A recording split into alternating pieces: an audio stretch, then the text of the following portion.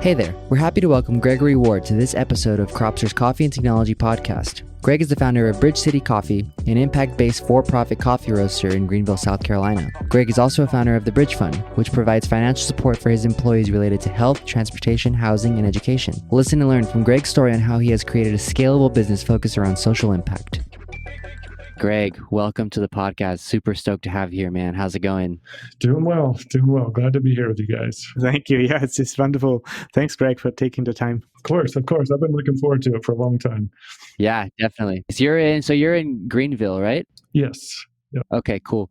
Yeah, maybe if we could start off by just kind of telling us a little bit about yourself. I know we've spoken in the past.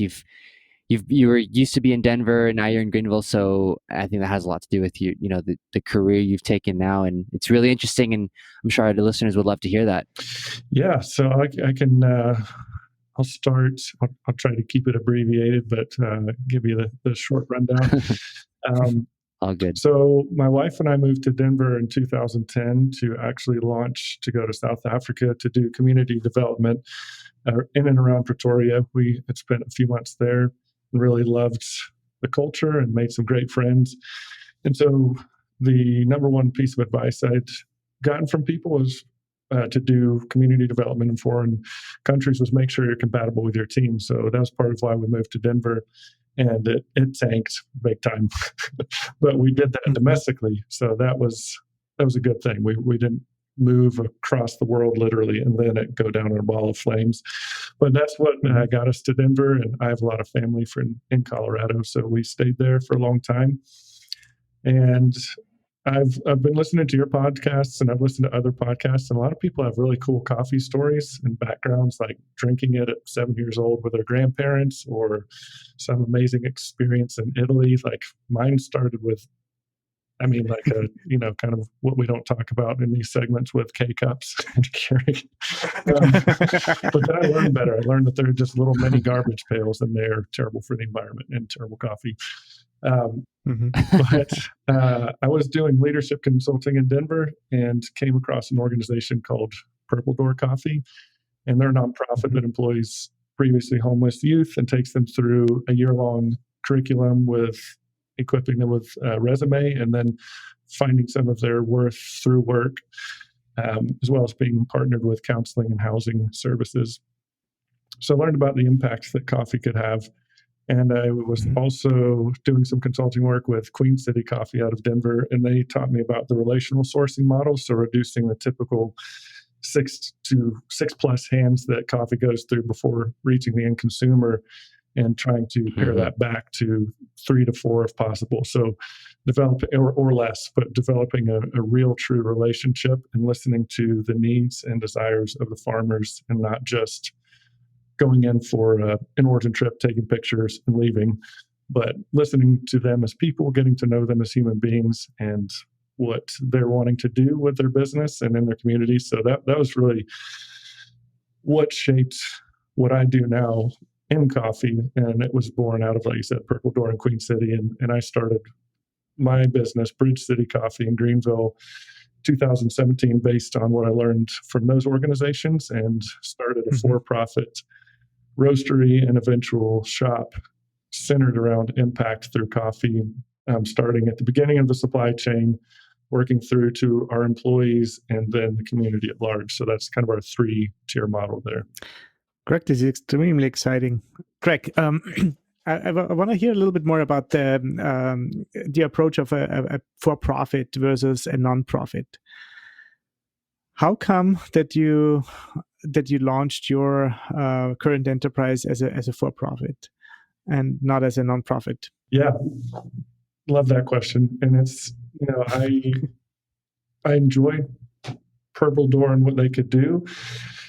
Personally, I have a passion for-profit business, and I love the self-sustainability of a for-profit. And so there's nothing wrong with nonprofits. They are needed and necessary in many cases, but I think in other cases, we as for-profit businesses can just do better business while being self-sustaining and caring for our people and having more of an impact mindset. And so one of the big drivers was that I believe business can be done better. And I don't say that lightly. I've been pouring the last 4 years of my life into that. And kind of what led to doing this as a for-profit was I would consult businesses and tell them, the pillars of my consulting, what I believed, and which is, based on things like Jim Collins, Daniel Pink, on and on. But centered around people over profit and what that truly means when you bring it into a business. But eventually I was convicted, if I believe this deeply enough, I need to start a business with it, the core DNA and the foundation of the business, and that being a for-profit. So that's the short answer. Just I think business can and should be done better as for-profits, and that we should all fuse more impact into it. And we may get into this a little bit later, but I think too many businesses say that they will do good once they have the money, but then they're cutting corners before they get to that part. So it's just, are you truly doing good if you wait instead of doing it out of the gate? And it varies across the board, but I wanted to do it from day one with our business. No, Greg, it's really interesting you say that that you're interested in for-profit businesses, but for doing better, because a lot of times I think there's been, unfortunately, a lot of stigma towards business practices these days, and I feel like people like you are changing that stigma for the better. But I really love to hear some of the you taking this business mindset into what you've started now with your cafe in Greenville. What some of the challenges you've faced in terms of really using that for-profit mindset, but also to create social change with the employees you work with and the employees you hire, and what it's meant to really create a profitable business out of a social impact and a social impact mindset. Yeah, where to begin with that one? I think everybody wants the fruit of what is born through the culture of truly valuing your people and getting true buy-in from your team. Everybody wants that, but nobody wants to pay the price as owners or leadership that it often takes to get there. And I think that's one of the first things. So everybody wants the fruit, but you have to pay the price to get that. And so some of the difficulties, I'll be very transparent with you. As is the case with many business owners and startups, I didn't pay myself for 3 years, and I'm constantly giving my employees raises. And so there's a choice I make there. Do I give them another raise because they're working very hard and they're amazing employees, or do I start paying myself and walking that, there's the line there that you have to balance. So there's the literal financial cost to do that. But then there's the other component of, it just takes time and patience to show people their true value and worth. And our business model, we hire from nonprofit partners in our city, and a lot of those people have not had jobs or anything related to the coffee industry. So they're coming to us, and their experience with coffee is Dunkin' Donuts, Starbucks, or nothing. And so our goal then becomes, we're a specialty coffee shop, so we have a certain standard of excellence that you need to know how to pull consistent espresso shots. You need to know how to dial in every morning and the afternoon when it rains. Mm-hmm. You need to know how to steam milk. So, it's everything that a specialty shop does, starting from like negative in some cases. So there's a lot of patience required there. And I think that was that your original question, was just kind of the difficulties involved with doing something impact-based. Yeah, that's definitely one part of it, because that's a huge part of it, is being able to have an efficient workflow and operation. And I guess the other part of the question too, how have you been able to make this a truly financially stable business model as well? Because a lot of times we hear about social enterprises, and I think the focus and the motivation is there to do something good, but a lot of times it's the financial aspect that ends up hurting the ability to scale or move forward. And you've been able to overcome that. And how have you been able to overcome that? Yeah, that is a great question. And man, the ride that the last couple of years have been. So I'll give you a little snapshot of that. I started this business with a partner, and we did not previously know each other, but Purple Door was common ground that we had. He had studied their business model and wanted to do something similar through roasting, and I wanted to do something similar through a coffee shop. So when we came together, it was like, oh, great, we'll do whichever one comes first, and that ended up being roasting, which is typically out of the gate the better way to start. And we did that for a couple years, and then his father had cancer return, and so he's like, we opened the shop January of 19. I had my second child in May, and in June, he's like, hey, I need to move back to Kansas City to help take care of my family. Like, man, fully support that. Holy crap, what am I going to do with the business? And we had, also pertinent to your question, Nick, was that we had $80,000 of committed investment fall through in February of 19. So that brings, I'm just giving you some more meat to answer this question here. Yeah. We opened a specialty drive-through in July of that year. So February, the money falls through. May, I have a child. June, my business partner tells me he's leaving. July, we open the drive-through. October, we are in like $60,000 worth of credit card debt with the business because of the investment falling through. That was operating capital. I was in personal debt because, like I told you earlier, I was choosing to pay my employees and not myself. And so then, he leaves in November, and 5 months later, we enter into a pandemic in 2020. So that's how I started the pandemic with my coffee shop, was at that point in March. I think it was, I don't even remember the number because it was depressing to look at, of the credit card debt that we were in, very high. And so late March, early April, before PPP became widely available, I did a fundraiser, and I made a choice between. I essentially had a defining moment in the path of my business forward. I could start cutting corners to pay myself because I was in debt, and then just keep the business afloat, or I could stay true to our mission and go down in flames with it if that's what it took. And that's what I chose, foolishly or not. That is the decision I made. And somehow by December of 2020, we were able to pay off all of the credit card debt everywhere. And so, giving a lot of information to come full circle and answer your question, it is very difficult to maintain a profitable business when your focus is on developing your employees. We're in the service industry. It's not like we're raking in tons of money selling high dollar products. It's, $3, $4, $5 cups of coffee. But what was amazing is the more I poured into my employees, and the more our leadership team then began to pour into the employees as well. Customers noticed that, and we just tried to maintain a message of hope through COVID, and like true, real, raw hope, not just this feel-good stuff. And our customer base really responded to that in a huge way. And so while it is difficult to get the momentum going, and you have to put in a lot of effort and time and energy and cost to building that culture, the dividends were amazing, and the customer base support and our employees' dedication. I mean, it was. I would love to write a book on it someday. It was truly amazing to witness. I would like to read it. I have to get you to edit it, and then you can read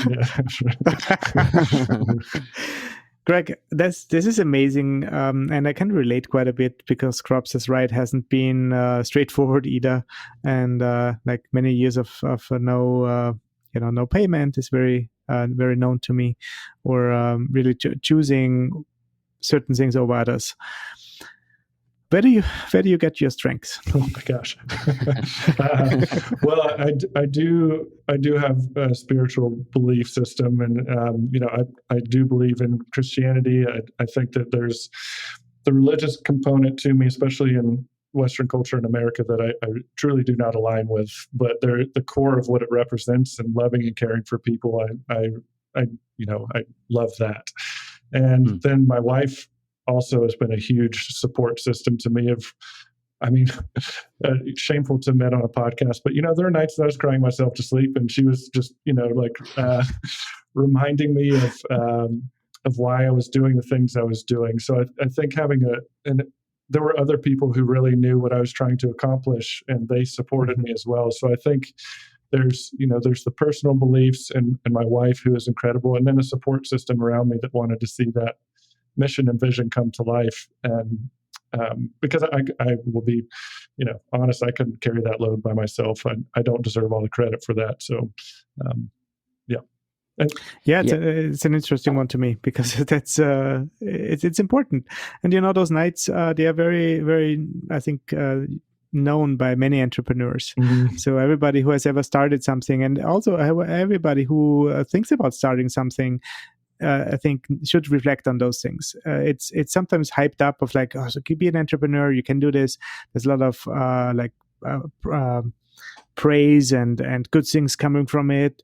But that's later. That's like the harvest, as you were mentioning, right? Everybody wants to harvest, of course, and that's why we set out to do certain things. But the seeding and caring part is really long sometimes, and takes time. And I think that comparison with agriculture works really well, because the farmer doesn't know when the seed goes into the ground what will happen to it, and can it be harvested at the rate and at the state it has been before, or what it is projected, because any projection in nature is just an estimate, is a guess, I guess. I think that's a great point, because tying it into coffee a little bit, on the track of what you're saying, like farmers can plant and tend the crops for the first few years before the fruit starts producing, and it's looking great, and then just something comes out of the blue, and they've done everything right, and the crop is destroyed. And so I think that's another thing with entrepreneurs, is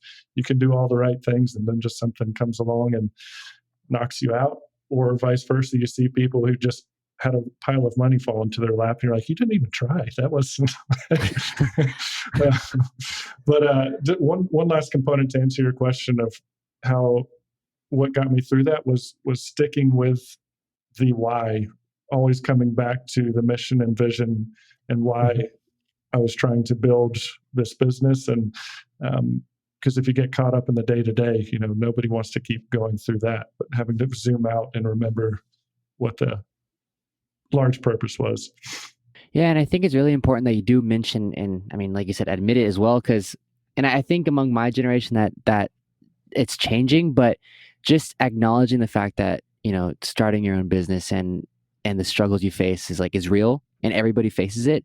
But I feel like, especially amongst men, it hasn't really been something that like people openly talk about or discuss or really try to get out there. And not to make this like a motivational segment, but I mean, honestly, it's inspiring, because I feel like more people need to hear it. And especially like in coffee, where there is struggles in origin, especially, I feel like we tend to forget about that part of it, that those are real people who have real struggles. And by you talking about these things, it just opens up for more discussion and more reality, that it's okay to talk about these things. It's okay to not be okay sometimes. Yeah. What resonates with me a lot is that response you had from your community, and that gives me a lot of hope, and a lot of like that's worth enormous amounts to me. You build something based on values, you stay true to them, and then you see how the community responds, and especially in the times of crisis, you get through that crisis even stronger, where many others would lose what they have because it's not built on those values, or they were not able to create that community, or were not able to communicate that message. I truly believe that people want to help as one of the baselines. It's forgotten so many times, but I always have to remind myself, people are wired in a way they want to help. We are wired that way. It's just, do we get the opportunity, and do we get the requests? And that's important. I think if we are asked very directly from our neighbors or someone we know, it's like, can you help me out with something? I think the most people would respond with, yes, of course. And that's, I don't know. What do you think, Greg? Yeah. I would love to think that humanity at its core is good. But then I'm a student of history, so I look back, But no, to your point, I do think that I think one of the missing factors there is that, and it ties into what Nick was saying too, is that we're too often prideful to ask for help. And that was kind of a hard pill that I had to swallow in March, April that I was talking about. Was like, okay, well, if I'm going to stick to the mission, I've got to do a fundraiser. And I hate asking for money. I hate it. It's like I don't like asking for help, but I'll do it. But then there's no way I'm going to ask for money when I'm asking for things. But like I said, to stay true to the mission, that is what I had to do. And so I did a fundraiser with a video campaign, swallowing my pride, asking people for help, and they responded in a tremendous way. And that money went 100% to my employees. Like, it wasn't to pay bills, wasn't to pay me, but it was just this, like, to the community and appeal, help our employees, please. And to your point, Norbert, like, we asked and they responded, and we gave them a direct ask and they directly responded. So it was a really cool thing to see. That's wonderful. How many times do you think about going back to your old job, being a consultant and having maybe a little bit more financial stability? Money? Yes. Well, man, I do want to go back to it someday, and I do some of it on the side still, but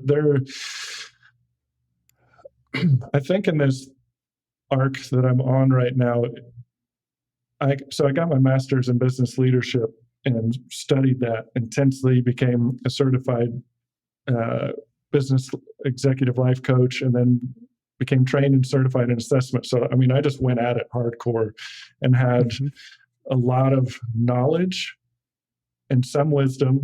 And now that I've done this with a business, it's just gaining more wisdom and life experience. So if and when I go back into that world, it is a lot more experiential and not just, though accurate textbook knowledge or anything else. And so I do want to go back to that someday. And the money component is, it's just not even really, I can't even think about that because of what the industry that I'm in right now. So, it's if I ever get to half of what Onyx is or Intelligentsia or, one of those, but where we are with one shop, plans to grow, and we're actually thinking of expanding to a roasting operation out of Texas as well. So, there is that growth there, but that's a long-winded way to say I'd love to get back into consulting.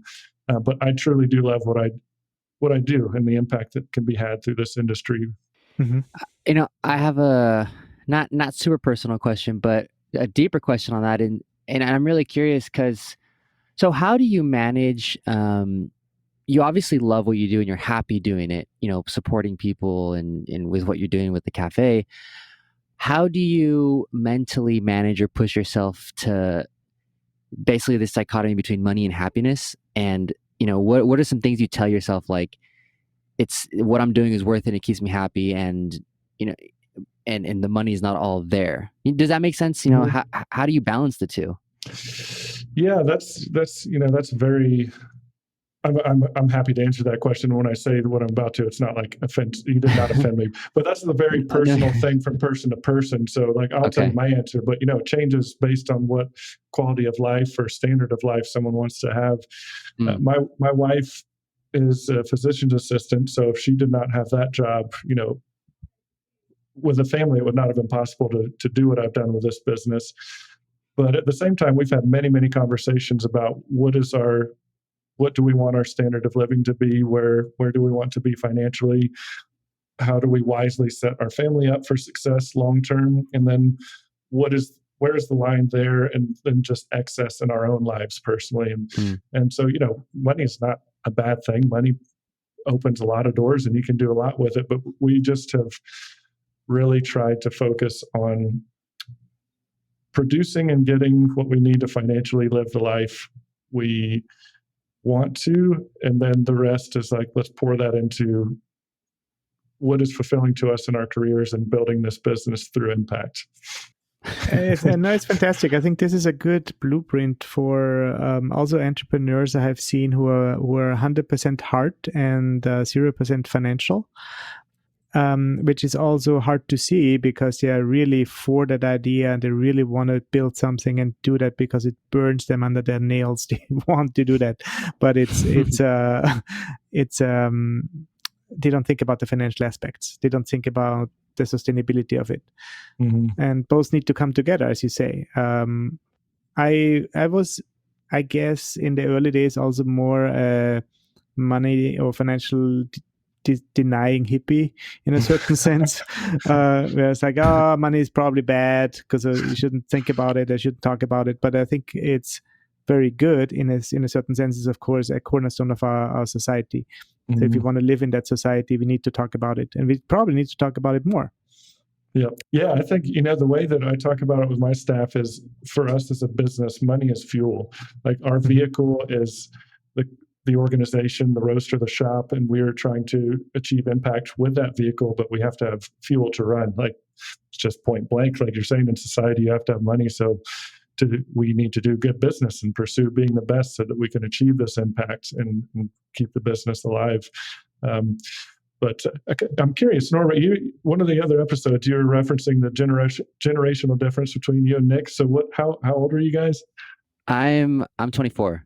24? Yeah, and I'm 20 years older. I'm 45. I'm 45. Nice. So I'm pretty much right in the middle there. I'm 35. So we got a good spread going down there. Yeah. Nice. Yeah, no, and it's interesting because, like, there's a lot of things that so Greg, you're like more like my dad's age. So I my dad's probably like in the middle of like you and Norbert, I would say. I love hearing that. So I hear a lot, yeah, but I hear a lot of his perspective as well. And so putting it all together makes you think of it. It's like there's a lot of things that each generation has in common, but there's like a lot of vast differences as well in terms of, like, the mental aspect of what you just mentioned, and what does happiness mean, and how much money, like, is money, how much money should one have, or whatever. Like, they're all so different, and I'm still trying to, like, pull what I can grab from your generation that makes sense, and what my generation is saying that maybe doesn't make sense or also makes sense, and trying to figure it out and balance it myself. It's an interesting phase. Good luck, man. Good luck. I think it's always a personal journey, which I wouldn't even say is a generational thing. I'm guessing there is certain tendencies you can always link back to a generation, but ultimately I've encountered people who are just very early into planning their financial path in a certain sense. I was always intimidated by those questions when the bank asked me. It's like, what? Because that's where they start, right? So you ask them, hey, what can I do with my money? And they ask, what do you need it for? What do you want to do? What is your short-term, mid-term, long-term perspective? And it's like, dude, I have no idea. How should I know? Like, especially when you're like 20 years old. What is that even, right? And some people are better with projecting that and knowing that early on. It took me a long time. I'm still on the search, I guess, of like what is it. And I think that's, it just takes a while to figure that out. I would like to kind of bring it a little bit back to the values, because that's to me always has helped me. And where you started the conversations, like, hey, values first. And then the business aligns to that, and the business will follow, and your economic wealth or your economic situation follows that too. And I think that's a very good starting point, versus where you first start with your financial goals and then add maybe a CSR program somehow to do also something good. I always liked that idea, and that goes back to some church roots, I guess, where you give 10% away, right? That's a very solid, very simple concept, and it's worldwide known by many religious and cultures, right?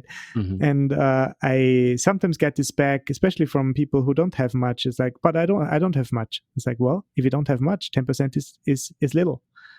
But that little can also make a difference. And it's actually much, much harder if you have a lot.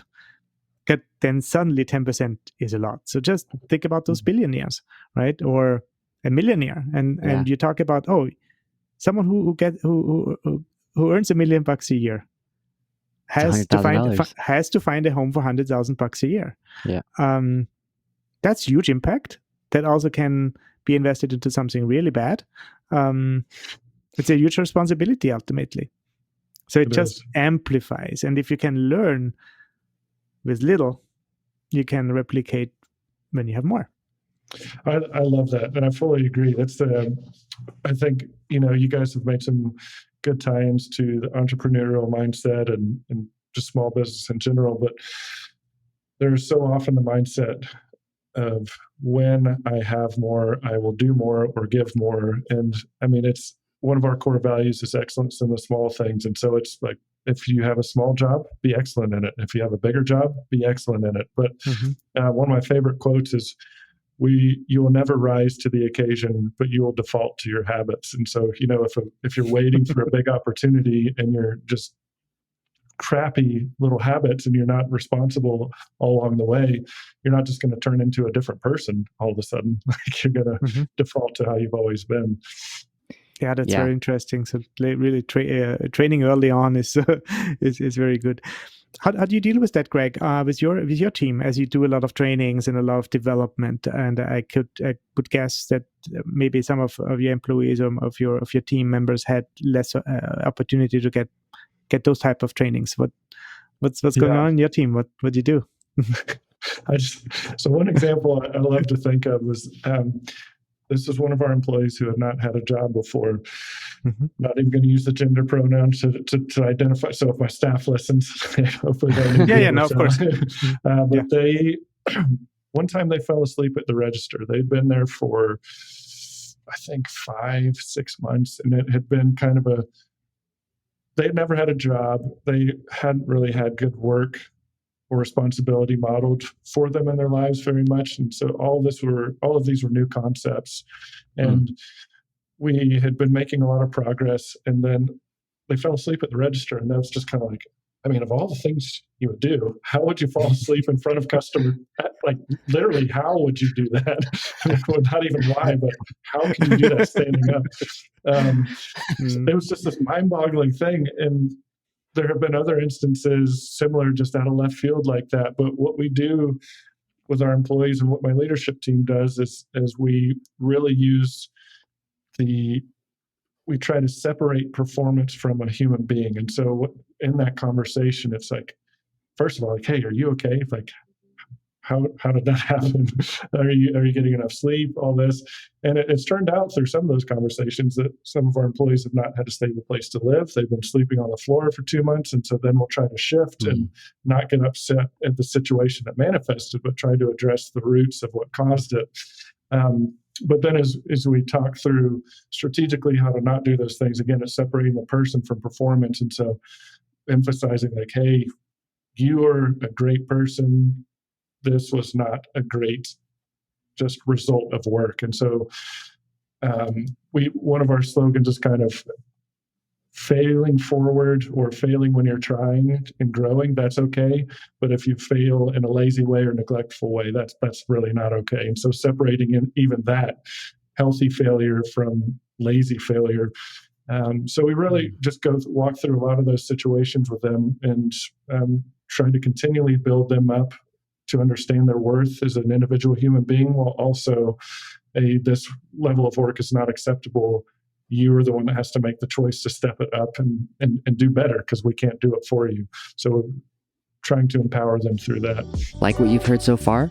This podcast is brought to you by Cropster, a software solution that connects coffee professionals from origin to roasteries and cafes around the world. Whether you produce, trade, roast, or brew coffee, Cropster products will help your business take that next step. So I'm involved in some projects in different countries, including Colombia, where I lived. And I work with some NGOs down there. And what you say is very personal. It's very, so in a certain sense, maybe conflicting, or can lead to conflicts of like you telling them that they might be lazy, or you telling them, hey, this is not acceptable. And my experience in some of the work we have done is some of the people walk away and don't come back. And that's heartbreaking, because you really want to train and you want to better them. How do you deal with that? Well, the heart, I mean, we've experienced that. I'm thinking of one case in particular where they just kind of drifted away. And I mean, it's very sad. So when you see somebody go like that, it is heartbreaking for not only the energy you've poured into them, but also you just know that they can do better. And so that's frustrating. But we ask a lot of questions. And so in these conversations that I paraphrase for, it's a lot of trying to lead them through self-discovery. So, I mean, it's starting as simple as, do you think it was okay to fall asleep at the register? No, that's right. No, it was not. But asking questions just helps with self-discovery rather than raining condemnation down on them, even if it's deserved, just trying to still come alongside them and help them discover that. But there's the line too, where they have to have the desire and be ready to commit to something like that. At Purple Door, as I mentioned, there was a year-long program, and it was heartbreaking, but there's multiple instances where somebody would get to the 11th month or 2 weeks out from being 12 months completed, and they would just self-sabotage because they didn't believe they were worth completing, or they didn't know what to do after. It was just, a host of things.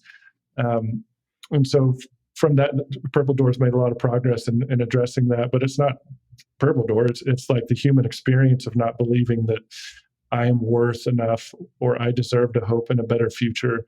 And so, we do our best to, and like I said, help our employees discover that worth and that they do deserve hoping in a better future. But if they're not ready for it, they may walk away. And that's just what happens sometimes, sadly. Do you have help with those conversations? Or are you doing this alone with them, or is there some other people helping and engaging? It depends on what kind of level it's at and who the employee is. But I handle the very complicated ones. My leadership team they are great at handling most of them. They're really good at meeting the employees where they are and helping them work through that. But there are times where I've had to lean on outside sources for advice or coming in to talk if I just couldn't connect or relate with them, reaching out to some partners to help with that. I'm really curious too. What kind of training, or do you have? I mean, I'm sure you have this kind of training in place, but what kind of training do you give your leadership team to able to encounter or manage those kinds of situations? Because I know culturally in the States, I think legally as well. There's always like a fine line between what a person does in the business, but also how far involved you can ask about the personal side of things. But it's really interesting that you've been able to clearly manage that successfully so far. And I'd really love to know some of the strategies you work with your leadership team to manage that fine line. Sure. Yeah, that's been a hard one.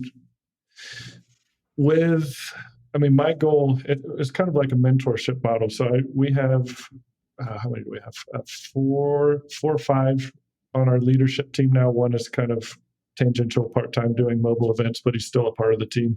But I try to pour a lot into them. I'm going through a suite of assessments with them, like going through the process of self-discovery. But at the beginning with some of them, I'd have them sit in on the meetings with me so they could hear, and the employee was fine with that.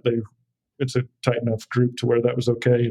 But they would just hear how I'd converse with them, and then I would unpack it with the manager afterward. What did you discover through that? What would you have done differently? And then they'd be slowly handed off to them to where they do it on their own. So there is the procedures that we have in place with like written communication, so things are documented, and so there's that component. Just to CYA, we have to look out for everybody's best interest. But then it comes down to just on the job, me educating the leadership team. They're all very smart as well, so I've learned a ton from them, honestly. And but Nick, I can give you like the strategic answer, but I think what makes the biggest difference is having a culture and atmosphere of trust, honestly. And that's not a cop out, but like if my employees can't trust the leadership team can't trust me, none of this is going to work. And so it really, a lot of it boils down to having just the default trust with the entire team. Yeah, and I think it's really important you say that because, especially us in coffee, where it's very community focused, community based, and, we do build a lot of trust with our community. And a lot of times we do get very personal with people, but I think it's important that you do mention these these tactics and strategies you implement, because, just in case there's that raw situation where somebody comes into a case where they shouldn't have maybe gone into the personal side as much, but it gets them into some legal situation or whatever. But it's I think it's interesting that you do say that, though, because coffee is very personal for a lot of people as well. It's a hobby almost for the people who work in it. So tagging onto that, I know a lot of people in the coffee industry who are very interested in the supply chain, in doing the right thing, in doing good. And I can see them hearing this and being inspired and say, Greg has something good going on there. We want either a piece of that or we want to be part of it. So is there, as you mentioned, some growth plans? Is that something you would think could be put into a franchise model, or is this something where you could say, well, it's not a full franchise, but we can help you hiring specific groups of people and support you in that journey with I don't know, training courses or consultings, or is it something where you would say, please stay away if you don't know what you're doing, don't get into it? I don't know. So what's your advice? What's your word to the people out there? No. Great question. I would say fully engage it. Don't stay away from it. But it's very difficult with that caveat in there. It's very difficult. So we are entertaining the franchise model. We're exploring that. I mean, my goal and vision has always been the more locations and the larger our wholesale program is, the more employees we can take through this. So it has always been, I don't want it to grow too big, but the more people we can take through it, the more successful this is. And to really change business, it has to grow from one shop to multiple. And so I've been studying growth and how to grow without losing a culture the last couple of years, because what we've built at our single location, how do we replicate that without losing it? Because I've watched other organizations grow and expand, and the more they grow, the less like themselves they become. And so it becomes just a little bit more bland, not with that pop and that same culture as the original location. So I think I'm trying to just answer you asked me like 4 or 5 things in there. I think answer all of it. So what I'm trying to do, honestly, Norbert, is figure out like how, because this isn't something I necessarily want to be proprietary, but at the same time, I'm sorry if it's not a terrible cuss word, but you can't half-ass it. Like, you can't just want to get the results and not put the work in. So that's where I'm on the fence about developing a criteria, but I do want it to be more accessible, and really working on that the end of this year and going into next year on how to make it repeatable and replicable. Mm-hmm. That's exciting. I can see there's demand for it, and maybe, I don't know, I can also see maybe a nonprofit even supporting that initial journey of learning about and getting started, as it's a huge investments in something very different. It is, yes, and it really is. When I started it and would tell people we're an impact-based for-profit, they're like, so we can't trust you because you're a for-profit, but then you're trying to do good like a nonprofit. And I was like, I mean, wait, well, you can trust us, but I think I may have mentioned this to you earlier, but that's why we spent a couple years before which we are just starting to release a lot of the storytelling, but overcoming that stigma of distrust for for-profits, that all for-profits are out for money. So we have compiled, we've just been doing it in kind of behind the scenes to a large degree. And now we're going to be releasing all these just amazing stories that we've been able to do. And funny enough, we are in the process of forming a nonprofit currently. Mm-hmm. We just started something with 2 other coffee businesses in town. So there's 3 of us total, and it's called the Bridge Fund Collective. But it's aimed at raising money for health, housing, transportation, and education for employees at each of the 3 locations.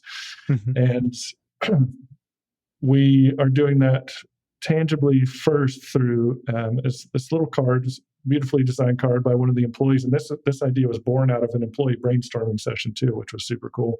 But you sell the cards for $3, and then the idea is to spread kindness and give the card to somebody else. And then that person can redeem it for a free cup of coffee at any of the 3 participating locations. And 100% of the money, not profit, like 100% of the money goes into the bridge fund for the employees. And then eventually we're going to grow how we funnel money into that. But we had to form a nonprofit for it because each of the 3 businesses will be contributing to it. And if it was writing a check to one business, we'd be taxed all that. But so we're creating the nonprofit to maintain transparency, and because it'll be going back out to the employees. And on our end, we've been able to do a match savings program for a car, get an employee out of predatory lending debt, help contribute to a laptop for one that just graduated college and are going to help with some health bills for another. And it's so it's super cool to be able to be doing that. And that is what I'm trying to figure out. How do we grow this and scale this to really change an industry where the service industry and the coffee industry have both been ones that commoditize human beings. And so how do we transition that and go start at the farm level with relational sourcing, getting to know them, and then carry that out through to our employees. Amazing, Greg. Amazing. You share a lot more details on your own podcast, I believe. That is going to be coming out. Yes. So you guys are way ahead of me on speed with that. You guys are super good. But yeah, I'm hoping to release that. October is a safe bet. If everything goes super well, it'll be September. But yeah, right around the corner. That's awesome. Nice. Yeah, coming up. Yep. I have one quick last question that just comes to mind. So during the beginning of the pandemic, I saw a lot of debate. I always call it discourse on the idea of a tipping culture, and I'm wondering what your views on that are. I mean, I don't really have an opinion, to be honest. Well, I guess I do. Everybody does, but given that your business is fully focused around the employees, wholeheartedly, what is your take on that, and where do you see it in the future? Maybe. Would I enjoy a culture where tipping was not necessary as a consumer? For sure. But that is like at the same time, it's necessary the way that the service industry operates because, so again, I see both sides of the story, but for consumers or advocates for not tipping, like that is going to make the product price go up because my employees get around $3 per hour in tips. And so that's part of, that makes their pay much better. And so for me, if we remove tips, I would want them to have that money, and to generate enough money to do that, I would have to charge more for the product. So I think there's the line there of, it would just raise prices across the board and in coffee shops and restaurants if you removed tipping fully from the industry. That's my thought.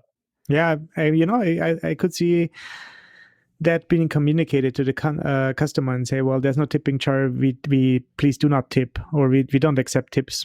It's all in our prices. So that's and maybe especially your type of business could be a good starting point where people suddenly realize, oh, the price went up 10 or 20 cents. It's actually not that extreme, and I don't have to worry about the employees or anybody being not treated fairly, or because tip is still a risky thing. I might tip well and maybe someone else is not, and then ultimately it's all the risk is taken by the employee. What if that risk is not there anymore?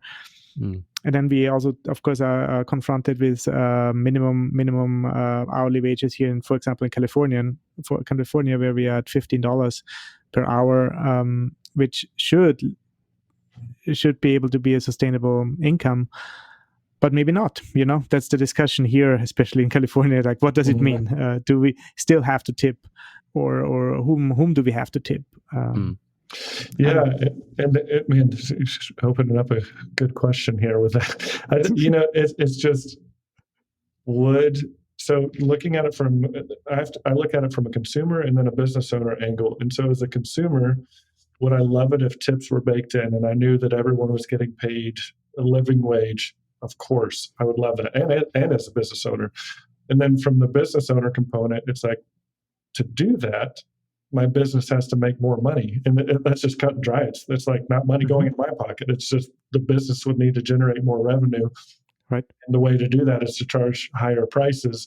And so I think it gets, and I'm not saying this to you guys, but I think a lot of consumers just believe that businesses have this just revenue stream just flowing in that they can just pull money from, rather than like, you are going to have to pay higher prices for these things to happen. And if you're fine with that, great, let's do it. We're all in. I think it just needs to be a cohesive coming together from consumers and businesses to really accomplish that.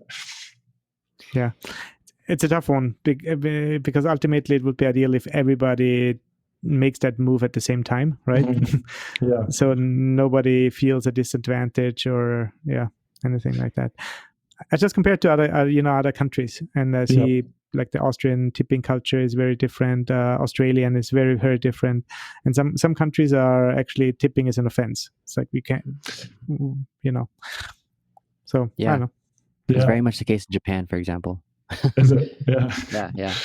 But I think this not just tipping, but the idea of like trying to figure out this idea of paying more, but for a bit, like it's still like a wider discussion in specialty coffee. We're still trying to figure out how to pay producers more, but not put that price on consumers, but also finding consumers who are also willing to pay a few extra bucks if it does come to that. I mean, that's kind of like this, I would say, balance we're trying to figure out still as an industry, that we're not quite there yet, but there's a lot of people in the industry working hard to get there. So yeah, definitely. And that's, we all have the common connection of Colombia with farms and origin there. And as I mentioned to you guys, I've learned a ton from one of our partner farmers there with La Reb, Herbert Pinaloza, but he's just taught me a lot about what you're saying. And it's just figuring out how to not commoditize anyone in the supply chain, pay everyone what they deserve and should be paid, and make it profitable for everyone, which is, you guys know far more about that than I do. And I'm learning from our partner farmers. And, but it's just, I think we're getting there. And I think, traceability is a huge thing. And I think that should be an industry-wide thing for every coffee across the board. I know that's not an easy thing, and it's kind of a pie-in-the-sky dream, but, that would eliminate any farmer from being taken advantage of. And they would, that's going down a whole rabbit hole, but, it's coming together, distributing the money more equitably for everyone, like you were saying, Nick, and figuring out how to do that on a larger scale. Yeah, you're on the same page. Do you think? I'll ask you guys that question. Do you think it's possible to do that across the board with traceability? Yes, I think traceability is the base technology to be able to trace back who gets what. So I think technologically and structurally, absolutely, it's possible. Is our system set up for it? Not yet, or some systems are. So that's why I'm thinking like certain direct trade or those types of models are already closer to that. We will have a conversation very soon with someone who really knows about stock trading and those types of markets, just to really go potentially back to the roots of those markets, which enable the exchange of goods in a better and more efficient way. But it has, I would say, developed into a gambling system, which now is difficult for many people. And all that. Is that what and derivatives and all. So it's a very highly complex system. And again, 20 years ago, I was I would say stock is bad. And as the same way as people were saying profit is bad, I'm not that extreme anymore. I have learned, I have listened, and I will learn and listen more. But I also want to identify what are the true problems and what are the parts which can be helpful. But bringing it back to the question, I think if it's very transparent of who gets what. That already is a first step. And then identifying who needs what, which means the farm gate prices are more important than FOB prices, for example. FOB is the port price, but there's already some other costs before that, which might or might not be transparent then. And then also FOB prices or trade prices or price for transportation, right? There's this huge discussion of is this right to pay, I don't know, 1 cent per pound on a vessel, which basically makes our world unlivable in 20 years. Or should we pay $10 per pound, right? Which ultimately would render international trade impossible. Huge things. People can kill me over those things, but we have to think about it a little bit deeper, and that's what. If you people are wanting that, they will find answers and they will find more information. A lot of people just don't want to go that deep. Really quick to extend on that, on the tech side of it, on like a smaller level, one thing that I've gathered from a lot of Cropster users and just talking to different people has been, to relate it to price, has been the ability to not just collect all the data that, let's say, producers can collect, but being able to use that data to communicate to potential buyers, for example, and using that data to leverage the price and become price makers and not just price takers. That's a huge aspect, I think, another part of making a step forward to creating, paying living prices to producers in origin, for example. Yeah, that's it. I mean, I like that. What did you say? Price making and not price taking? Yeah, price makers and price takers. Yeah. Are you referencing like the farmers making the prices? And is that what you're saying with that? I mean, essentially, yeah. Instead of being taken advantage of. Yeah, that's cool. Such I love the industry we're in, and it is so complex because if you figured it out for Colombia, it would be different for Ethiopia and Rwanda, just with all the different governmental systems and everything. And like you were saying, Norbert, what is the price of transportation and transport? Like, and is that a sustainable model going into the future for the environment? And so many factors in that. Like, there's so many factors. Right. I think it's big questions, and as you say, that's also why we love the industry. I think the coffee industry is a good place to start to get things going. There's a lot of people open to new ideas, trying new things, investing in, as you say, the right thing or into new things we haven't done before. Lots of education needs to be done. I'm also like a little bit torn, but also ultimately, if the coffee farmer is part of an economic system which is more Western inspired, then they need to learn about that. They need to be trained about it to be able to be part of it and play in that system. It's the same way I had to learn English to be living in the US and operating here. Yeah, you got to learn the in and outs a little bit, and what's the, ultimately it's still dominated from the buying side. That it's very hard to change, but we have seen some examples where it is slowly changing.